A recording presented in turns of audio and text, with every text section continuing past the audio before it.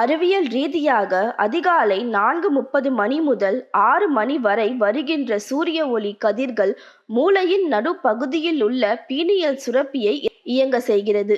சூரிய ஒளி கதிர்கள் உடல் மீது படியும் போது கண்களுக்கு நீல நிற வானத்தில் ஒளி கதிர்கள் தெரியும்படியான நடைபயிற்சி செய்யும் போதுதான் பீனியல் சுரப்பி இயங்குகிறது. இந்த சுரப்பியில் இருந்து மெலட்டோனின் என்ற ஹார்மோன் சுரக்கிறது. காலை 6 மணிக்கு இந்த ஹார்மோன் திரவியம் சுரப்பது நின்றுவிடும்.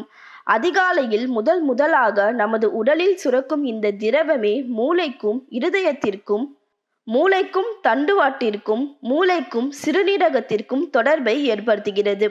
மின்சாரம் மற்றும் மின்காந்த ஆற்றல்களை உடல் முழுவதும் உள்ள செல்களுக்கும் நரம்பு இயக்கங்களுக்கும் கிடைக்க செய்கிறது. இந்த மெலட்டோனின் ஹார்மோன் தான் 24 மணி நேரமும் உடலில் நடைபெறும் அனைத்து செயல்களையும் நடுநிலைப்படுத்துகிறது.